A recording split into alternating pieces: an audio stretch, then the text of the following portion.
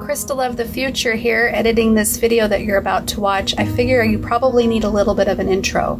It's called Fall in Therapy. Yes, that's right. That means you're going to watch me fall and you're going to watch my therapy session. We normally record our therapy sessions when we don't feel everybody is present in the headspace and we really want everybody to hear what we're learning and talking about in therapy. But I don't always share these videos, so I don't know how long I'm going to keep this video public. What you're about to watch is me falling and hurting my knee. The reason why we share the fall, even though it's super embarrassing to watch us fall, is because it's part of the story that's happening to us this past month. It's part of our trauma healing. You want to know how bad I hurt my knee? I have a torn PCL, a torn meniscus, and a torn ACL with an incomplete fracture. If you don't have anything nice to say, just move along, or bottom line, just be kind. This might be a secret video because if I've published it publicly, I don't know how long I'm going to keep it up for. It's kind of embarrassing. All right, so you're going to watch the most embarrassing thing I've ever posted on the internet, and that's falling. All right, thanks so much, and see you on the next video.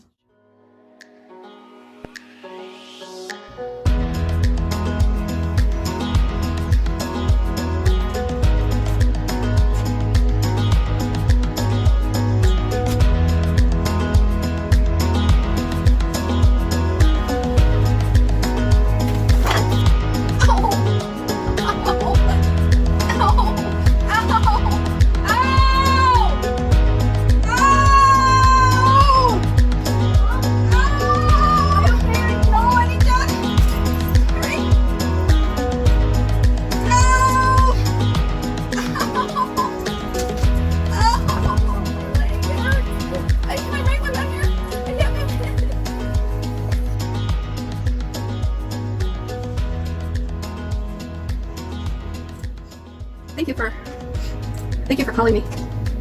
Yeah, sorry about that. Every once in a while that happens. I sent this when I'm still at the end of the year, so. Okay. So that's the latest I can do it. So it'll be the same code until the year. That'll work. All right. How you doing? Well, right this second, I think I popped my knee out of place, and I've never done that before, so I'm still kind of calming down from it. It kind of freaked. I just kind of slipped. I was coming to sit down, and my foot kind of went like this, and my knee must have not liked that, and it twisted, it shifted to the right, and then everything from my ankle to my hip just hurts real bad right now. So it's like, just a twinge of ache. I've had my leg locked closed before. Closed? Like if I'm down, like on the floor. I'm just like in shock because my mom's always had knee problems, and my sister's always had knee problems, and they've talked about popping their knee out of place. And I'm just like, I'm glad I don't ever have that issue. And now here I have an issue, and I was just, I thought I broke my leg or something. It was a shock. That'll probably be sore for a little while. Yeah. I can't get my leg up. Yeah, it's like I thought stretching it out would help it, but that didn't help. And then I thought that bending it would help, but that doesn't help. So it's in pain a lot right now. I'm just not used to it. I'm a big baby with pain. Do you take ibuprofen ever? For headaches, I do. I can't remember where I had it last. That's probably because it could be swelling up a little bit. That might help it. Yeah, that makes sense. So how have you been doing with the balancing act? You know, I like to compare it to opening up the cage and letting the birds out, letting the noodles out, so to speak, right? Mm-hmm. And in a way, it freaked me out. It freaked my yellow noodle self out because my yellow noodle self felt like we were doing so good with our balancing, with our CBT and all the mindfulness stuff, and we thought we were doing so great. And so when we let them all out, it felt like this chaos that came forward, and it felt like we were getting worse, right? Mm-hmm. And then I went to that conference this weekend, and the woman that was speaking, if there was anything that I got out of it, it was the one sentence that she said that validated everything I was experiencing. She said, I'm not sure if I'm mixing things up, but she said in all the years that she's ever, this is it, okay. In all the years that she's ever known DID patients, 30 plus years of experience, she's a therapist and she helps them through their trauma, and she helps them uncover and put down those amnesia walls type of thing, right? Get everybody to work as a team together. She said in all the 30 years, she understands that suicide ideation is the darkest part of it, and cutting and self-harm and all that stuff. But in all the 30 years, she's never once lost anyone to suicide. Wow. And so she's not saying that it doesn't happen, but in all the years that she's noticed, she finds that DID is a lifesaver because you have other noodles, so to speak, that save you from that darkness. Yeah, that makes sense when you really consider it. I mean, imagine having one personality that was intent on suicide. Right. And I felt that was the most validating thing that she could have ever said to me because I felt like things were getting worse since letting open the cage, and the balancing and the falling into the water and drowning feelings and all of that stuff was coming back. It was coming back 10 times harder than ever before, and it didn't matter how many times we pulled ourselves up within a day or a week or however long it was going on. I just felt like, okay, this is it. I'm losing my mind. And then after she said that and I sat with it for a long time, I realized, so only some of us have learned the CBT and the balancing, where the other ones haven't had a chance to, and now we're teaching everybody. Now everybody's out of the cage, and now we're all getting a chance to talk, and we're all getting a chance to be validated and honored and listened to, and it is empowering to know that I'm not the only sane noodle where all the other ones are going crazy and trying to drive me into the same boat. No, Right. I've helped us survive this far. Now I'm just addressing things one by one, and it's hard, but it's not impossible, which I thought it was feeling impossible when it first started happening. So the balancing act, like you asked, is challenging, but I'm hopeful. Right, and just keep in mind, like I've always told you, it's not about how fast you do it. It's about continuing to move forward. Right. Or how fast or slow, staying on the path and continuing to move forward. You're going to have those days where you feel like it's impossible. But that will pass. And the more that you do this, the more you process, the healthier you're going to get and the more balanced you're going to become. You'll have those days where you feel like you're backsliding and you'll have to gain ground again. And that's all normal. Right. I mean, think about how long has it taken you to get to the point where you felt like you needed to balance yourself. It's a process. And that's why I thought it was right. That's why I thought I was losing it, because I remember how dark it had to get and how many times I had to fall before I was sick and tired of falling. And so if I think of it as several little children that keep falling and keep feeling sorry for themselves and keep feeling like a victim and keep going back to trauma, and it's like, okay, I get it. That's where you're at. So rather than shaming you or making you feel bad or disowning you or pretending you're not there, or I'm going to hold you and just say, hey, it's okay. You're going to get through this, and we're going to keep doing this until you're ready to stop going here with it. Right, and I remember us talking about the dark and black noodle and whether that was a necessary part of the group, and you said it was, and I believe in that too, because I believe that without the darkness, you never get to your bottom and you never realize the need for going through this process. Right. Okay. So I was just talking about this analogy to myself today. If we have trouble over here and happiness right here, and we just keep bouncing between happiness and trouble and happiness and trouble and happiness and trouble, and we're so sick and tired of that, eventually the suicide worm, I like to call him, he's a black and white noodle, that's kind of like an earworm, where you get a song stuck in your head and no matter what you do, you can't get rid of the song, right? So he wraps himself around every noodle, and every noodle is in agreement. Like, yeah, we'd be better off dead. Yep, makes sense. Yep. And then once, it's almost like scooping or corralling the cows into one area, and it's like, instead of everybody being happy or everybody being troubled, now everybody's upset. Now everybody is in agreement about death for a second. And then all of a sudden one goes, no, wait, we're not going to do this. And then it falls in line, and then it's like, okay, now we're out of it. But without the scooping of the noodles into one spot, we'd still keep bouncing between troubled and happy and troubled and happy and troubled. So it's like a shooting off point. I don't know if I'm making any sense with that. That makes sense. Like the coach, I think I told you, in freshman year, that is on your case all the time, and you can't get them out of your head. And then varsity year, champions, you're done with school, and he pats you on the back, and you're like, thanks, coach, for riding me hard. Thanks for pushing me, because without the push into the darkness, we would never seek the light so darn badly. Yeah, it's true. Same thing with addiction. Without, you always hear that they don't have to get to their bottom. Yeah. If you never get to that point, then you never recover. And a lot of people along the way enable us to prevent us from getting to that point. And they don't realize that they're not helping. Yeah, they're not helping. They're contributing to the problem. Right. And I'm sure some of the noodles at some points contribute and are enabling noodles, right? Yeah. But the good news is that you've been able to get to that point, and now you're on the way back up. Yeah. So don't get frustrated. I know it's confusing and it can be chaotic and frustrating. So what did they say at the conference about? Did they talk about trauma processing? Yeah, they talked quite a bit about it and how important it was to talk to the ones that are causing the problems. And if you have ones that don't want to talk, she's even talked about how you've got to ignore that one. Okay, you don't want to communicate, that's fine, but we're not going to let you ruin the session with your antics. We're not going to honor you until you're ready to join the group. Basically not reward poor behavior. So right. She had strict boundaries for her clients who want to act out in poor behavior ways, and she encourages people who have alters like that to be strict with those ones that aren't ready to cooperate and address trauma. And not that they have to address trauma, but no, we got some in here that are ready to address them, so let's talk to them, and when you're ready to join group, you can. We're welcome with open arms, but we're not going to accept this behavior, which is like the cutting behavior, or the screaming, or the yelling, or the cursing, or the the threats, or whatever they would do. Right. So I'm glad that mine's not so overt in that way that makes it appear threatening to the people that I seek help from. Right. Because I have been like that with Jim when he's tested me to my edge and to my limit, and I am just like in his face, spitting and spewing and cursing and impossible to deal with. And that is what has helped me reach, because he wouldn't enable that behavior. So it helped me reach that point where I'm like, yeah, I don't want to do that no more. He would walk away from self-cutting behaviors. He would tell me to grow up when I'm being impossible to deal with, whether I'm falling apart on the floor or screaming at the top of my lungs at him. He wouldn't put up with it, which I hated him for at the time. But I'm glad that he, like, the boundaries, he put him down really strict, that he wasn't going to reward that behavior. That's good. I did feel really proud of my drawings, though, if I can share them with you. Yeah, I'd like to see them. Are these what things you drew when you were there? I drew, like, so much. I've never drawn so much in one sitting, but because I was there 8 hours Saturday and 8 hours Sunday. I also was at Michael's today, and I picked up these little story books, these little kid ones that you can make your own stories. And I'm like, hey, I'm going to make my own children's books with my noodles. Yeah, I'm going to keep pushing that because I think that's going to be really therapeutic for you. I think so, too. All right, this is black and white noodle. That's black. Yeah, you told me before that the white noodle was your dad. So that's the competition? The thing is, I had to, like, really sit with that one for a long time, because I think the only reason why the black noodle exists as hard as it does is because of my dad's death. And so the black and white noodle to me represents death, represents escape, represents giving up. And I really think that my dad gave up and escaped and is now doing better on the other side than he could here. And I think I resonate with that I feel that if energy does carry on after death, I feel like I could be more useful. I don't think that right now, but sometimes I think that I could be more useful dead than alive. And so the black and white represents death to me in that earworm of a song that's just won't shut up. And it's helpful, but it's not. So it's just this, it's a dyad in itself. So at times in the past where you've had suicidal ideation, do you identify that with your dad's death sometimes? Like, well, he's passed on.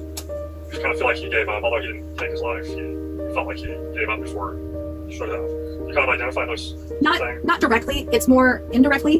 Whereas the story, the narrative that I got from my mom about my dad was that he was overly emotional, couldn't handle the little things. These are the things that she says, and everybody else agrees that my dad was a little much when it came to his emotions, and he had a hard time emotionally regulating. And he probably caused the cancer within inside himself, because when you're overstressed and not self-regulating and not taking care of yourself mentally, physically, all that stuff, you're basically asking for death. Is kind of the narrative. It's not direct in that way, but so I basically have had this narrative all my life that I must be like my dad, and that's why I'm so emotional. And so I'm going to die young also, and my tragedy is going to be my children's story that they're going to carry.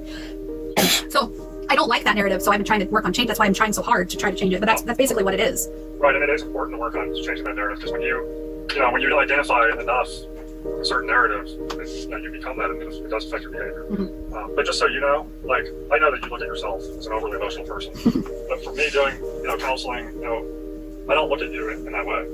Like, I see you as someone who has a very good understanding of emotions and how to control them, how to regulate them. And I know that you had your moments. We all do. I know you had your moments where you feel weak and you feel like you're maybe going crazy. I understand that, but I think for the most part, I look at you as someone who really has a good handle on things. I give that to the noodles, that front in therapy. Mm-hmm. But it would really be interesting. It would be really interesting if I would ever, I would never want to. It's not something I look forward to doing, but what my husband witnesses when I'm in my darkest hours and I recall bits and pieces later, mm-hmm.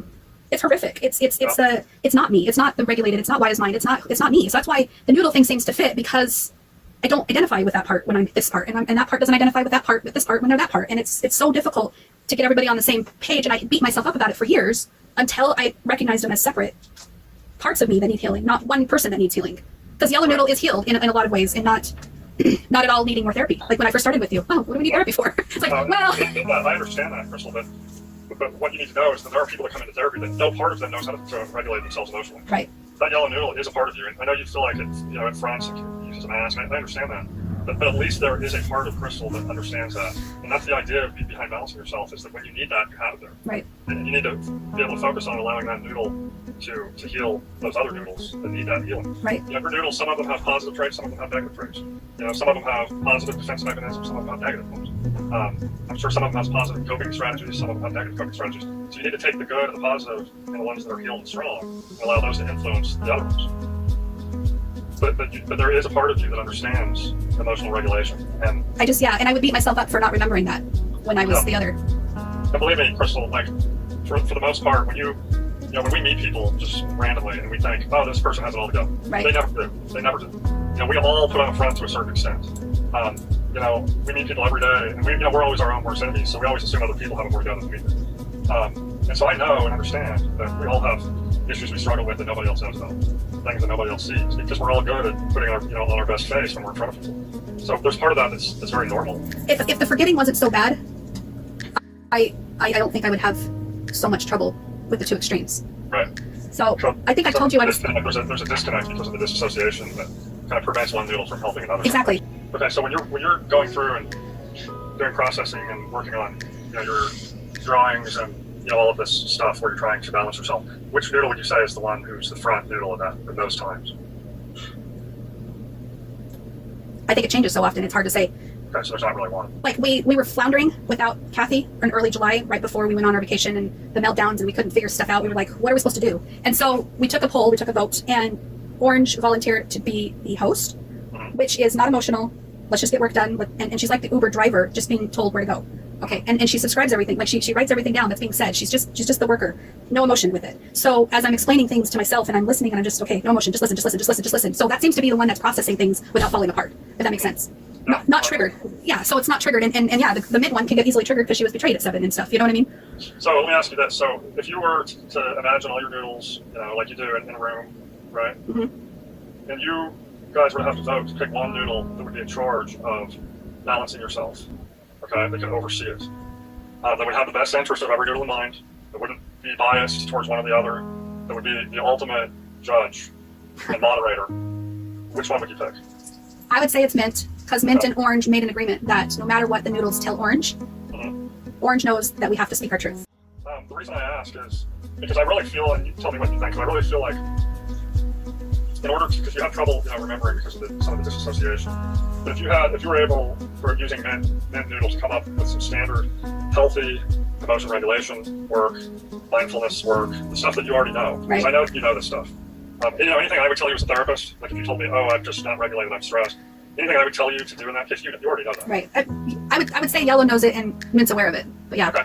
But if you had one standard set of healthy coping strategies, emotion regulation skills, is it possible to have Mint noodle when you move into when another noodle starts to front? Like say you're at these times where you talk about at home and you get into the negative space. Would Mint noodle be strong enough to be able to counsel these other noodles in those moments? Kind of put her as the therapist side of herself and say, okay, let's breathe, let's relax our muscles. I think so, and I think in a lot of ways, yeah, she's the responsible one for us tapping in and she's the one to open the cage. Right, she's the one that can be trusted. Right, because when we're emotionally dysregulated from a board game with her husband, right, everyone's having their reaction that they want to do, and I hear Mint Noodle go, let's go to the bedroom, let's go to the mint colored bedroom, let's go. And that's why we assigned her that color, is that's our safe place, let's go there, and let's figure this out. And then it was just, all right, what's going on, talk to me. So yeah, I agree with that. I just hadn't really put it in words like that, but I like that. Yeah, I think that would be healthy because it's important to let everyone speak the truth and to heal everyone against others. Right.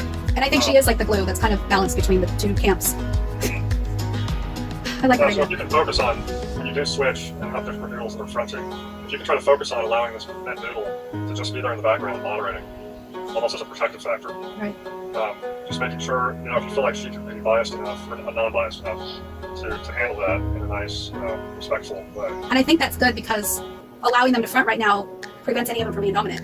Right. And I think I like your idea of letting Mint be dominant when there's a need for some emotional regulation, or even Yellow to be dominant when we need to strive for something positive right now. We're feeling pretty dark. What you got for me, Yellow? And ask her for some uplifting something. Sure. Makes sense. All right. Well, I probably have another client waiting. Oh, okay. So I will see you next week. I'll email you the paperwork once I fill out my section of it. Okay, sounds good. Thank you so much. All right. Yeah, good to see you. Yeah, you too. Thanks. Talk to you later. Yeah. Okay. Alexa, stop the disco lights. Can you hit stop on that? Disco lights doesn't support that. Nothing. What?